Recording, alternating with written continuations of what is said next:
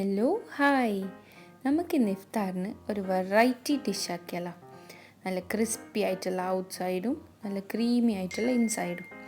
ഇതിന് എന്തൊക്കെയാണ് വേണ്ടത് നോക്കാം. ഇതിനാദ്യം നമുക്ക് വെർമിസെല്ലി വേണം, കണ്ടൻസ്ഡ് മിൽക്ക് വേണം, 1 ടേബിൾ സ്പൂണ് നെയ്യ് വേണം, പഞ്ചസാര, കസ്റ്റാർഡ് പൗഡർ, പാല്.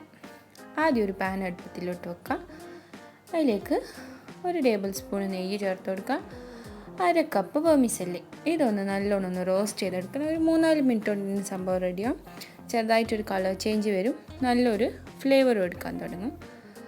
അപ്പോൾ ഇതിപ്പോൾ ഇവിടെ റെഡി ആയിട്ടുണ്ട്. ചെറിയൊരു ബ്രൗൺ ഷെയ്ഡ് ആയിട്ടുണ്ട്. ഇനി ഇത് നമുക്ക് ഫ്ലെയിം ഓഫ് ചെയ്യാം. ഇതിലേക്ക് 2 ടേബിൾ സ്പൂൺ കണ്ടൻസ്ഡ് മിൽക്ക് ചേർത്ത് കൊടുക്കാം. ഇനി ഈ കണ്ടൻസ്ഡ് മിൽക്ക് എല്ലാവിടെയും എത്തുന്ന രീതിക്കൊന്ന് മിക്സ് ചെയ്ത് കൊടുക്കണം. ഇത് ഈ ചൂടോടെ തന്നെ നമുക്ക് ഒരു മൗൾഡിലേക്ക് മാറ്റാം. ഇതിൽ നമുക്ക് ഗ്ലാസ് മൗൾഡോ അല്ലെങ്കിൽ സ്റ്റീലിൻ്റെ മൗൾഡോ എന്ത് വേണമെങ്കിലും യൂസ് ചെയ്യാം. ഞാനിവിടെ ഒരു കപ്പ് കേക്ക് മൗൾഡാണ് ഉപയോഗിച്ചിരിക്കുന്നത്. ഇനി ഇത് നമുക്കൊന്ന് എല്ലാ സൈഡിലേക്കും പ്രസ് ചെയ്തിട്ട് ഒരു നെസ്റ്റിൻ്റെ ഷേപ്പാക്കി മാറ്റാം.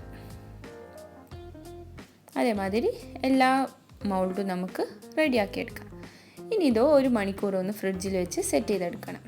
ഇനി വീണ്ടും ഒരു പാൻ അടുപ്പത്ത് വെച്ചിട്ട് ഒരു 3/4 കപ്പ് പാൽ ചേർത്ത് കൊടുക്കാം. ഇതൊന്ന് തിളപ്പിച്ചെടുക്കണം. നല്ലോണം ഇളക്കിക്കൊണ്ടേ ഇരിക്കണം. എന്നിട്ടൊന്ന് തിളപ്പിച്ചെടുക്കാം. ആ സമയത്ത് 1 ടേബിൾ സ്പൂൺ കസ്റ്റാർഡ് പൗഡർ, ഒരു 2 ടേബിൾ സ്പൂൺ പാലിൽ ചേർത്ത് കൊടുക്കാം. അതിലേക്ക് 1 ടേബിൾ സ്പൂൺ പഞ്ചസാരയോ അല്ലെങ്കിൽ കണ്ടൻസ്ഡ് മിൽക്കോ ചേർത്ത് നല്ലോണം ഒന്ന് മിക്സ് ചെയ്തെടുക്കാം. ഇത് തിള വന്ന പാലിലേക്ക് ഒഴിച്ചു കൊടുക്കാം. എന്നിട്ട് ഇതൊന്ന് നല്ലോണം മിക്സ് ചെയ്തുകൊണ്ടിരുന്നിട്ട് ഒന്ന് കുക്ക് ചെയ്തെടുക്കണം. കൈ വിടാതെ ഇളക്കിക്കൊണ്ടിരിക്കണം. എന്നിട്ട് ഒരു 2-3 മിനിറ്റ് ഇതേമാതിരി തന്നെ ഒന്ന് ബോയിൽ ചെയ്തെടുത്താൽ അത് കുക്കായി വന്നിട്ടുണ്ട്. ഇനി ഫ്ലെയിം ഓഫ് ചെയ്തിട്ട് ഇതൊരു വേറൊരു പാത്രത്തിലേക്ക് മാറ്റാം. ഇനി ഇതൊന്ന് ചൂടാറിയിട്ട് 1 മണിക്കൂർ ഫ്രിഡ്ജിൽ സെറ്റ് ചെയ്യാൻ വെക്കാം. ഇനി നേരത്തെ സെറ്റ് ചെയ്യാൻ വെച്ച നെസ്റ്റൊക്കെ റെഡിയായി വന്നിട്ടുണ്ട്. അതൊന്ന് ഡീമോൾഡ് ചെയ്തെടുക്കണം. ബ്രേക്ക് ചെയ്യാതെ തന്നെ ഓരോന്നായിട്ട് നമുക്ക് ഡീമോൾഡ് ചെയ്തെടുക്കാം.